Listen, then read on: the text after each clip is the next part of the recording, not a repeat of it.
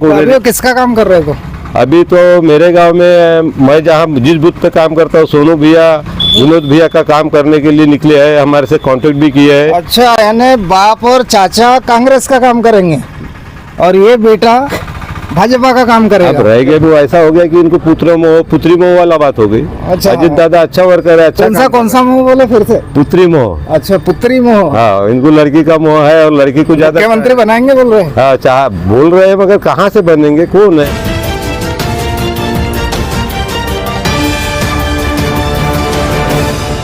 दोस्तों नमस्कार, ग्रामीण क्षमता न्यूज चैनल में आप सभी का स्वागत है। मैं हूं दीपक कुथेकर। इस वक्त खड़े हम गोंदिया विधानसभा में और आज का है अंतिम दिन। कल से शाम 5 बजे से जो आचार संहिता थी और जितने भी झंडे बैनर जो टंगे हुए दिखते थे वो सब उतार चुके हैं और अब अंदर की बातें चल रही है, क्योंकि अभी तक तो पोंगा फूंकते थे, माइक से भाषण देते थे और जनता को रिझाने का काम सभी पार्टियों ने, सभी दलों ने किया है। रात की खबर हमें मिली कि लगभग 8 बजे के करीब नरखेड़ काटोल से जो पूर्व हमारे गृह मंत्री अनिल देशमुख जी प्रचार करके वापस आते हैं, तो उन पर कोई अज्ञात लोगों ने 8-10 लोग मिलकर के जानलेवा हमला कर देते हैं और ब्रेकर पे जैसे गाड़ी रुकती है तो बड़े बड़े पत्थरों से उनके ऊपर हमला कर देते हैं और गाड़ी के कांच फूट जाते हैं और उनके सिर में भारी चोट आ जाती, जिनको नागपुर में रात में ही भर्ती कर दिया गया था। अभी भी उनकी हालत नाजुक बताई जा रही है, किंतु अभी तक के क्लियर नहीं हुआ कि उनको मारने वाले कौन है।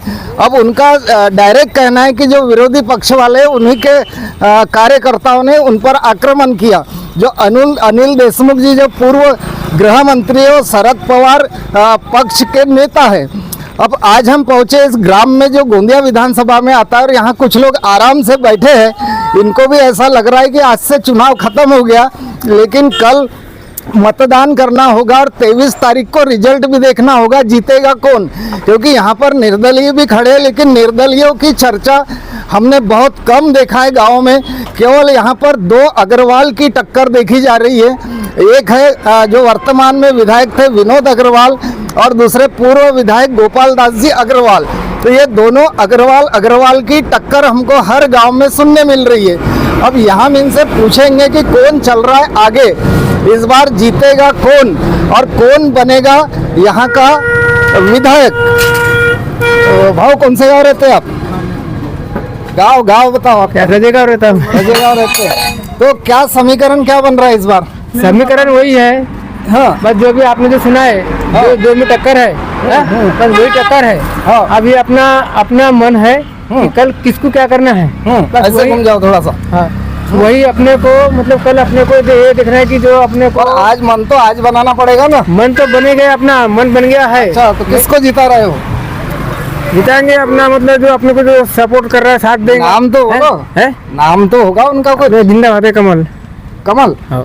अच्छा, अभी 5 साल तो नहीं था ना? है? सपोर्ट दिया बोलते 5 साल तो कमल हार गया था। लेकिन अभी मतलब सबका भी एक मत है। कौन है कमल से खड़े? कौन है? कमल से खड़े कौन है? विनोद भाऊ अग्रवाल जो पिछले बार निर्दलीय चुनाव लड़े थे, चाबी था निशान उनका और चाबी निशान से चुनाव जीत जाते और इस बार भाजपा में प्रवेश कर लेते और भाजपा में जो थे गोपाल दास अग्रवाल जी कांग्रेस में भाजपा में जाते और भाजपा छोड़ के इस बार कांग्रेस से टफ फाइट दे रहे हैं। तो आप थोड़े से खड़े हो जाएंगे, इधर दिखेगा नहीं। अच्छा, बैठे रहेंगे आप, तो कुर्सी घुमा लो ऐसा, ठीक है। अब समस्या इनकी है, खड़े नहीं हो सकते क्योंकि खड़े तो 2 गोपाल अग्रवाल और विनोद अग्रवाल हैं। चुनाव तो उनको लड़ना है और आपको खड़ा होने की जरूरत भी नहीं है। कल वोट देना है और तो किसको जिताएंगे आप? ये गुप्त दान है, मतदान। हाँ। इसको किसको देना है, क्या देना है, वो मत बूथ के ऊपर जाने पर निर्भर होता है आदमी का। अच्छा, तो अभी कोई मानसिकता बनाए नहीं हो? नहीं, अभी नहीं बनाया। तो कितने पैसे आ गए? अभी तो पैसे अपने को कुछ नहीं आए। बांट रहे बोलते ना पैसे? वो बांटे होंगे, अपन पैसा लेते नहीं। है ना, दोनों पार्टी कुछ भेज रही क्या? नहीं, पैसा लेते नहीं, किसी के चाय सपोर्ट से नाश्ता बोलते चिवड़ा वगैरह नहीं, वो भी नहीं आ रहा है। आपको आया क्या? हमने किसी की चाय के एक बूंद पानी भी नहीं पिया। अच्छा, चलो ये भी बात है। आ जाओ आगे, दादा से बात कर लेते हैं। खड़े रहेंगे आप, अभी नेता भी आ गए, थोड़े एक निपटाते आता हूँ। दादाजी थोड़ा सा बैठेंगे आपके साथ में। तो अभी है चुनाव हाँ जी, विधानसभा का। हाँ। तो यहाँ है दो शेर की टक्कर, हाँ जी। दोनों बराबरी पे चल रहे हैं ऐसा सुने हमने। लेकिन आपके गांव में कौन आगे चल रहा है? आगे तो ये तो चल रहा है। विनोद अग्रवाल जी आगे चल रहे हैं। हाँ। अच्छा, तो अगर मान लेते पिछले बार जैसे चाबी निशान से लड़े थे, हाँ। तो इस बार भी अगर चाबी से लड़ते तो कितना आगे रहते या पीछे रहते? हमने अपना वो चाबी बदल दिए ना। पार्टी बदल दी। हाँ, चाबी बदल दिए। फिर गोपाल दास जी ने भी पार्टी बदल दी है। हाँ, दोनों पार्टी। हाँ, तो गोपाल दास जी अग्रवाल को चल रहे नहीं चल रहे? वो अपने को चलते हैं। गांव में चल रहे क्या? हाँ, गाँव चलते रहेगा ऐसा बात है। आधी आधी तो रहती है पार्टी। हाँ, वो चलते हैं। अच्छा, तो दोनों में आगे कौन लग रहा है? हमको तो ये तो लग रहा है। अच्छा अच्छा। हाँ। अभी यहाँ पर एक पुराने राजनीति के जानकार है, तो मैं इनसे भी बात करूंगा, भैया से बात कर लेते हैं। तो भैया, क्या होगा इस बार चुनाव का, और मुख्यमंत्री किसे पसंद करेंगे आप? अब मुख्यमंत्री देखो क्या होता है, एक राजनाथ सिंधे भी जी है, बराबर है कि एक नाथ शिंदे जी। हाँ, पुराने मतलब यानी बने हुए ना 2 साल तक। और उसके बाद अभी पहले जो विनोद अग्रवाल जी जो है वो चाबी से स्वतंत्र खड़े हुए थे बीजेपी के आदमी हो, जीत गए।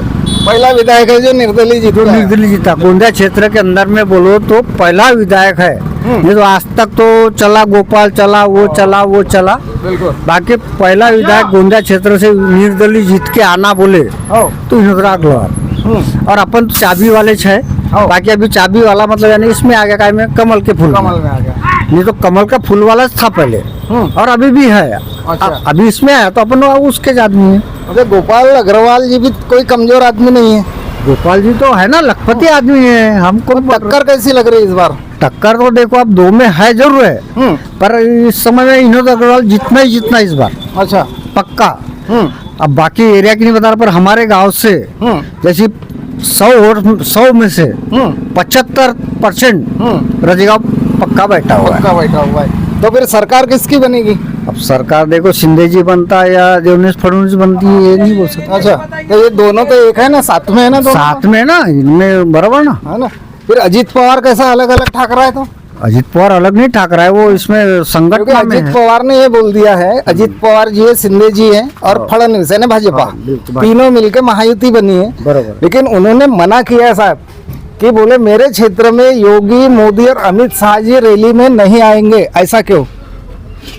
इस पे तो अब ऐसा है, ऊपर लेवल पे क्या होता है ये नहीं समझ में आता। पर महायुति वाले हैं ना, वो तो जाना चाहिए ना एक दूसरे के घर। आज तो हमारे पास ऐसा है कि अजीत दादा भी हमारे साथ है, अजीत दादा के अन्य कार्यकर्ता है हमारे पास, प्रफुल्ल भाई भी है हमारे साथ, राजेंद्र जैन है, और अभी हम जिस गांव में रहते, जिस बूथ पे काम कर रहे हैं, उस बूथ के सभी कार्यकर्ता हमारे साथ है राष्ट्रवादी के। अब ये अंदर की जो गोपनीय बात है ये अजीत दादा की, तो ये हम तो समझते हैं कि आज के तारीख में अफवाह है, क्योंकि ग्रामीण लोगों को खुद का भाषण है उनका। हाँ, खुद का भाषण है, खुद का सब कुछ है। ग्रामीण लोगों में क्या है, कुछ भी भमरा करने के लिए कुछ भी अफवाह करते हैं। पर रह गई उनने क्या कहते भाव, योगी जी ने बोला था बटेंगे तो कटेंगे, तो ये मुद्दा बोले हमारे महाराष्ट्र में नहीं चलता, वो चलता होगा बोले उत्तर प्रदेश में, है ना। तो उनको रैली में आने के लिए भी मना कर दिया ना अजीत दादा ने। अजीत दादा ने भी कहीं जानकारी लिया होगा कि भी इनके आने से हमारे को कहीं नुकसान हो सकता है। हाँ। क्योंकि वो बड़े लोग हैं, बड़े सोच रखते सही है। हैं। हम तो गली में रहते, वो दिल्ली में रहते वो हैं, अपने हिसाब से काम वो कर अपने रहे हैं। हिसाब से करते हैं। उनका जो सोच है हमारे सोच से परी है। बिल्कुल। हाँ। तो ये जो शरद पवार जो चाचा है उनके साथ इनने जो गड़बड़ की है, तो ये अच्छा लगा क्या आपको? देखो, राजनीति का सिद्धांत है, शरद जी ने भी थोड़ा सा गलती किया है कि अजीत दादा अब होनार चेहरा था, होनार काम करने वाला है, अच्छा है, उनके पास ज्यादा आमदार थे। अब इस बात में शरद पवार जी ने भी अपने कहीं ना कहीं यानी धृष्टराज जैसे काम किया। हाँ, दृष्टराज जैसी काम हो गया। ये ऐसा हो गया कि इनको पुत्री मोह वाला बात हो गई। अच्छा। अजीत दादा अच्छा वर्कर है, अच्छा कौन सा मुंह बोले फिर से? पुत्री मोह। अच्छा, पुत्री मोह। हाँ, इनको लड़की का मोह है और लड़की को ज्यादा। मुख्यमंत्री बनाएंगे बोल रहे हैं। हाँ, चाह बोल रहे हैं, मगर कहाँ से बनेंगे, कौन है? हमारे गोंदिया में तो उनका भी झंडा पकड़ने वाला नहीं है। ये बात है। ठीक है, उनका एक ही थे उनके दत्तक पुत्र प्रफुल्ल पटेल जी, वो भी हमारे साथ है। वो भी अलग हो गए। अब रहेगी दूसरी भी। तो तुम कितने लोगों को अपने साथ लाओगे यार? सबको उठा उठा के लाओगे क्या? अब देखो, ऐसा है, जिनकी जहाँ जहाँ इच्छा होती है वहाँ वहाँ वो अपना काम करने के इच्छुक रहते हैं। हो। अभी रह गया अब हमारे यहाँ के विधानसभा का सवाल। तो हमारे यहाँ ऐसा है कि विनोद भैया का जो विकास का जो मुद्दा आया है, ये बहुत बहुत अच्छा मुद्दा है। यानी जो 35 साल 27 साल में जो विधायक जी ने नहीं किए, माजी विधायक गोपाल दास जी ने, वो हमारे विधायक ने 3 साल में किए हैं। अच्छा चलो, एक विकास पे बात निकाले आपने, ये सवाल आज तक मैंने किसी को नहीं किया हो। जो गोपाल दास अग्रवाल जी है, जो उनके विकास बताए जाते हैं, बहुत सी इमारतें, बिल्डिंगें, सरकारी शासन, ये वो पुलिया, सब कुछ, तो उस तुलना में विनोद अग्रवाल जी के विकास आप गिना सकते हैं 2-4? देखो अभी 5 साल जो विधायक थे, माजी विधायक गोपाल दास जी, इन्होंने विधायक फंड से जो काम मिला इनको, ये जो पार्टी के कार्यकर्ता थे उस रूप से, तो अभी काम पूरे भारतीय जनता पार्टी के है। और ये 15 दिन पहले, चुनाव के 15 दिन पहले भारतीय जनता पार्टी को अच्छी बोलते थे। अब इनका कुछ ना हुआ होगा भला, या अपना कुछ भी सोचते हैं राजनीतिक वाले, वो तो उनका सोच है। और अभी ये 15 दिन के बाद झूठा आरोप लगाते, तो ये शोभनीय नहीं है उन लोगों के लिए। बरोबर। जनता से यही निवेदन है कि ऐसे लोगों से जरा बच के रहे, झूठे वादे, झूठी बातें करना। सोचने की बात है, चुनाव करीब आते ही रमेश कुथे भी भाजपा छोड़ के चले जाते हैं जी, गोपाल दास अग्रवाल जी भी चले जाते हैं। इस बार तो लक्की चांस था, मेरे को ऐसा लग रहा है भाजपा से गोपाल दास जी के लिए। भाई गोपाल दास जी भाजपा में जाने वाले थे, ये 6 महीना पहले से चालू था, पर माजी विधायक रमेश भाऊ कुथे इन्होंने थोड़ी जल्दी की है। गोपाल दास के बाद जाना था तो इनको अवसर मिलना निश्चित था। बिल्कुल।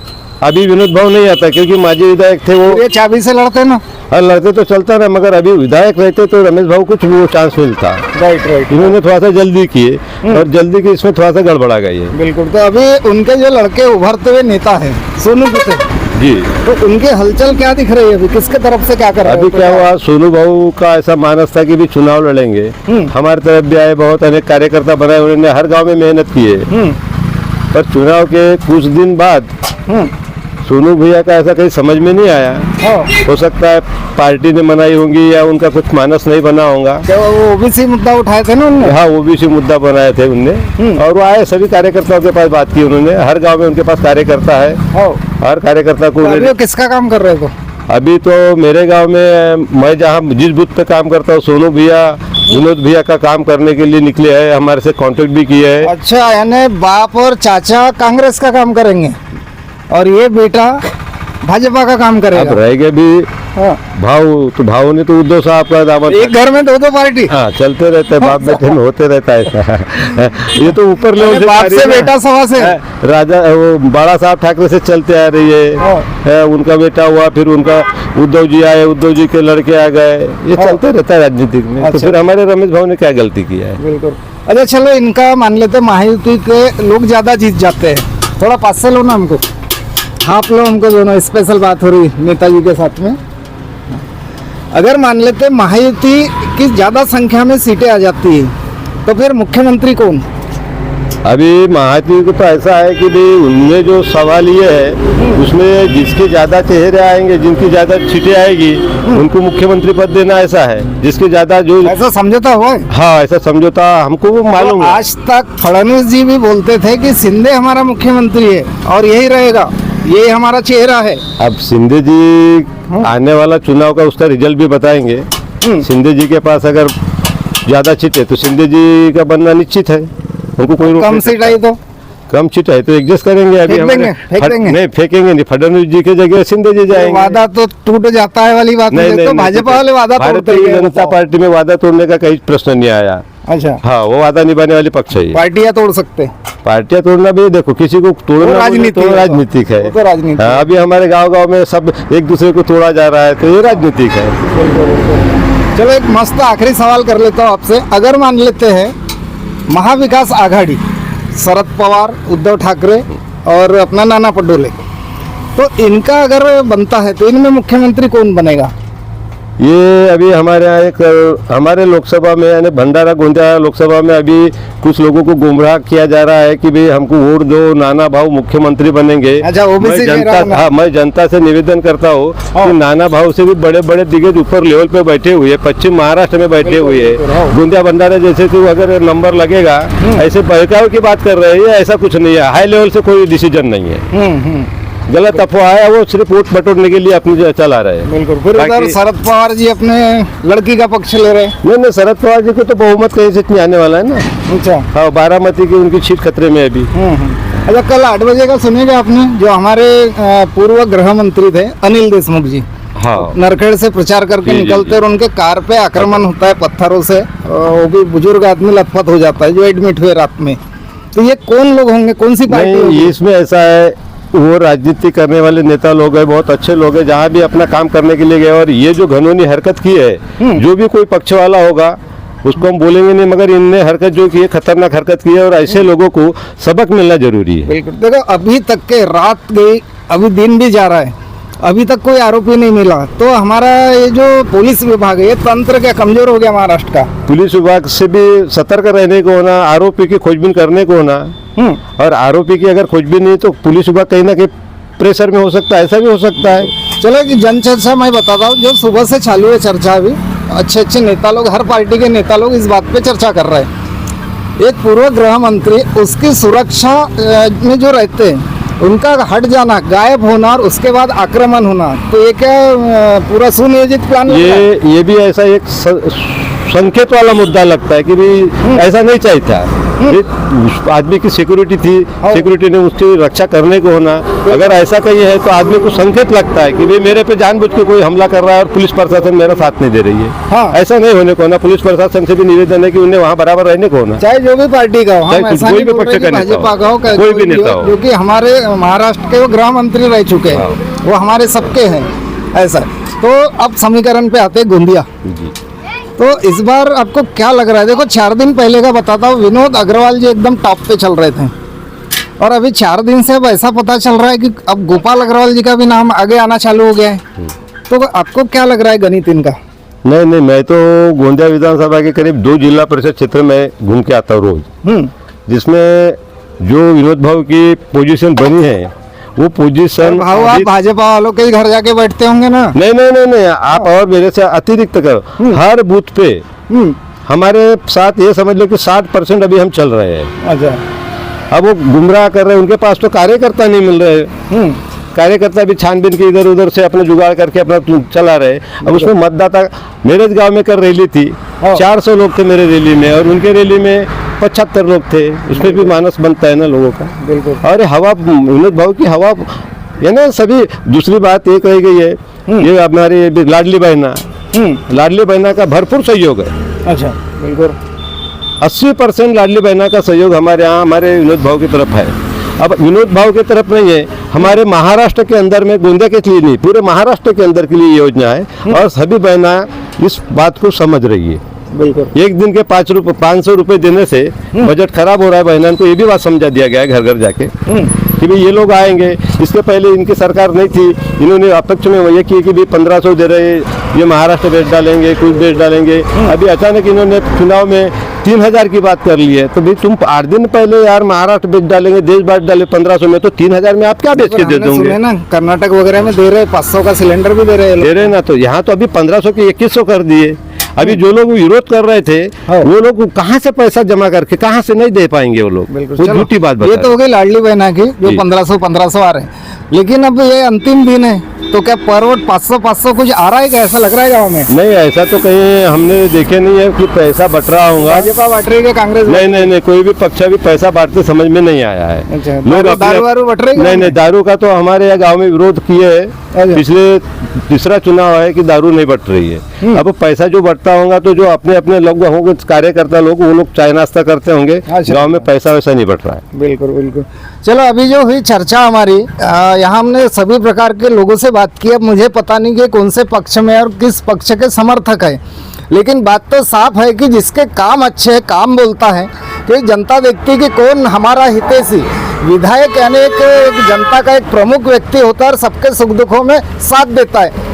कल जो बटन दबाना है, बिल्कुल सोच समझ के बटन दबाना है, और आपको अपना हितैषी और अपने क्षेत्र का विकास करने वाला नेता चुनना है, चाहे वो विनोद अग्रवाल हो, गोपाल अग्रवाल हो या तीसरा। देखते रहिए दोस्तों हमारा न्यूज़ चैनल। मिलते हैं अगले वीडियो में, तब तक के लिए नमस्कार।